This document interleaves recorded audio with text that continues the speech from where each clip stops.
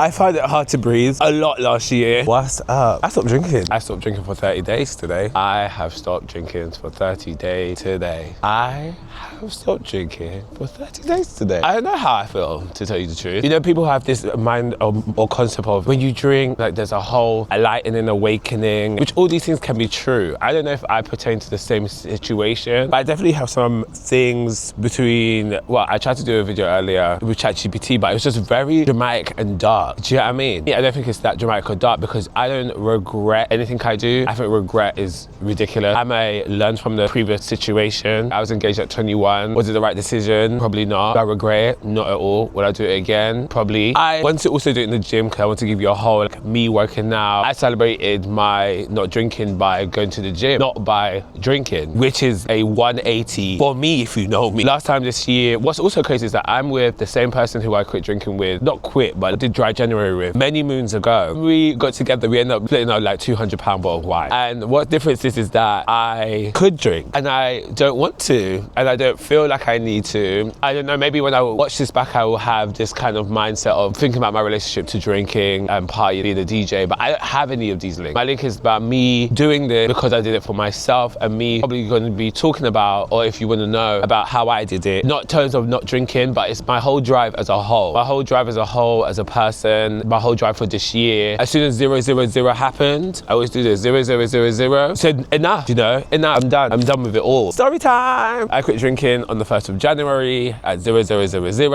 I drank before this and I had a little tickle after, but I wasn't drunk. I had this plan of like, I'm gonna go to the gym. Not only did I stop drinking, but I stopped smoking. I was occasionally smoking the green stuff, also blended into smoking cigarette. I'm a DJ like at festivals and stuff, so there will be like a cigarette here, cigarette there, cigarette everywhere. Being in the smoking area, this was kind of like a little favorite thing of mine. Drinking and smoking, fighting and whatever. I was having fun. I don't regret any of it. I have fun. Don't know if I'll turn to it again. Smoking is definitely something that I will never do ever again, at all. You know when people say never say never, I am saying never ever and never ever ever. Reasons for this: I'm asthmatic. Shocker. Actually, it's shocker because I've broke down. I have to stop smoking because it's not good for my health. I had really bad. Ooh, I'm getting emotional. I had really bad days where I didn't think this was gonna happen. I thought it was gonna be about alcohol. There's really bad days where I was scared that I wasn't gonna make it through the night. There'll be times where oh my God.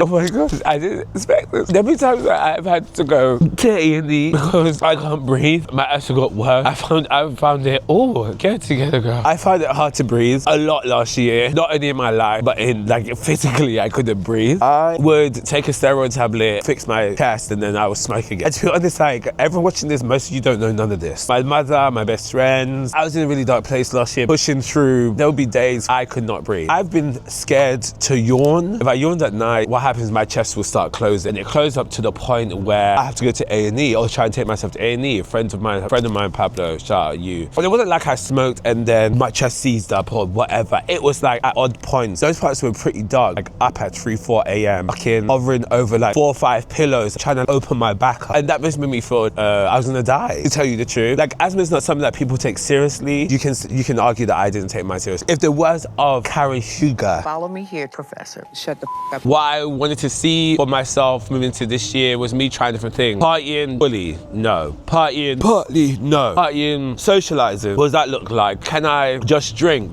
It's like, I tried all these things and like, I said no, none of it. I'm not gonna drink, I'm not gonna smoke, but I'm still gonna party. Oh, and the one thing I did add, is the gym. A big part of what my change has been is the gym. Last year I didn't like what my body looked like because I had like a dad bod, but I always look great, to be honest. I can never look ugly like ever. Like, look at me. I was not like loving it. Like I was living life and I was pushing through it, wearing little bikinis, belly bang, belly markup. I wanted to make a change. I thought I was making this change of going to the gym for aesthetic. I was actually making the change of going to the gym because of my asthma. My asthma changed tenfold. I'm better breathing. I don't feel scared yawning. I remember I yawned once in bed and was like, I have noticed like a difference in my health and this is my reason for going back to the gym. In the remit of doing something for my asthma, I get it right, get it tight. One great thing about that has come out of also this is friends.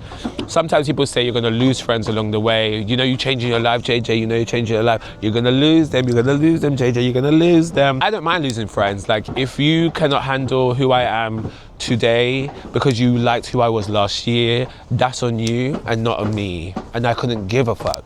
to tell you the truth.